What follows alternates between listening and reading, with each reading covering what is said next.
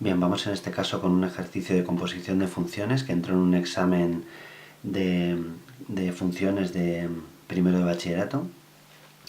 Nos dice, sean f de x es igual a la raíz de x más 3, g de x es igual a 4x partido de x menos 1 y h de x es igual a 2x cubo menos 3, nos piden calcular g compuesto con f y f compuesto con g. Recordad que siempre escribimos la composición al revés de cómo la leemos. Aquí primero es g compuesto con f y luego es f compuesto con g, se le hace a la izquierda. Venga, pues voy a hacer primero f compuesto con g. Recordad que todo esto lo aplicamos a un cierto x y que hacemos primero aquel que esté más cerca de la x, en este caso el f. Por lo tanto el g de momento no lo toco. Lo que voy a hacer es escribir aquí quién es f de x. F de x es la raíz de x más 3. Y ahora, todo esto, la raíz de x más 3, la voy a colocar en g donde ponía x, o sea, tanto aquí como aquí. Bien, entonces nos quedaría 4 multiplicado por x, pero ahora la x es la raíz de x más 3. Partido de x, que es la raíz de x más 3, y luego menos 1, fuera de la raíz. Y con eso tendríamos f compuesto con g. Vamos a hacer ahora g compuesto con f, que también nos lo piden, y lo vamos a aplicar a un cierto x. Recordad que, como siempre se hace, el que esté más cerca de la x el primero, pues lo primero que haremos es g. O sea que f de momento no lo vamos a tocar, y aquí lo que vamos a escribir es el propio g. G es 4x partido de x menos 1. Bien, entonces ahora lo que vamos a hacer es, en f, donde ponía x, vamos a poner todo esto. En esta x vamos a poner todo esto. Bien, pues tendremos raíz de x, que ahora es 4x partido de x menos 1, y luego le tenemos que sumar más 3. Y con esto tendríamos el apartado A. Fijaos que normalmente la f compuesto con g y la g compuesto con f no son iguales. Eso significa que la composición de funciones no tiene por qué ser conmutativa. G compuesto con f no es lo mismo que f compuesto con g. Esto solo ocurre cuando f y g son recíprocas, son inversas.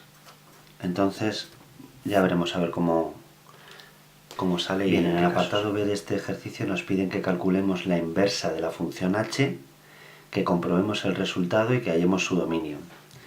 Entonces lo primero que vamos a hacer primero es, en lugar de h de x voy a poner una i para poder calcular la inversa. La inversa de una función se hace de la siguiente manera. Lo primero que tenemos que hacer es donde pone i, poner x. Y donde pone x, ponemos y.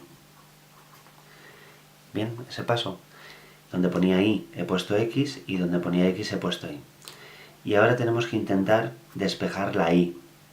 Entonces el 3 este que está restando lo voy a pasar sumando. Ahora el 2 que está multiplicando lo voy a pasar dividiendo. Y para poder conseguir despejar la y, lo que voy a hacer es la raíz cúbica a ambos lados de la ecuación. Entonces nos quedará que la y es la raíz cúbica de x más 3 partido de 2. Con eso tendríamos la función inversa. Esta sería h menos 1, la inversa de h. Ahora nos dice que comprobemos el resultado. Os comentaba antes que la composición de funciones nunca, casi nunca es la misma, no es conmutativa la propiedad composición, la operación composición, y que solo se da, por ejemplo en este caso sí que se va a dar, porque en este caso como h y h-1 son inversas o recíprocas, son inversas, su composición va a dar la identidad.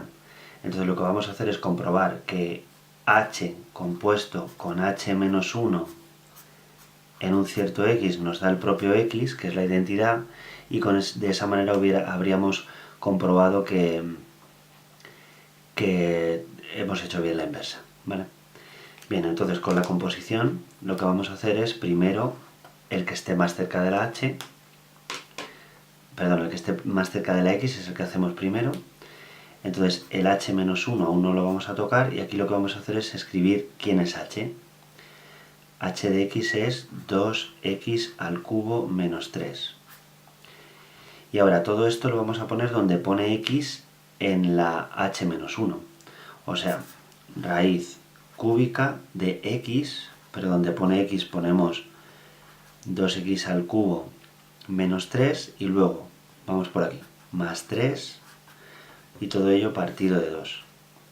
Bueno, si os fijáis, este 3 que está sumando con el que está restando se van, el 2 que está multiplicando con el 2 que está dividiendo se va, y nos está quedando la raíz cúbica de x al cubo. Pero claro, la raíz cúbica de x al cubo también se van y es x. Por lo tanto, habríamos comprobado que hemos hecho bien la inversa. Bien, y ahora nos queda comprobar cuál es el dominio de la función inversa, que era esta de aquí. Fijaos que el dominio de una raíz de índice impar dependerá del dominio del radicando, pero el radicando es un polinomio, entonces el dominio van a ser todos los reales.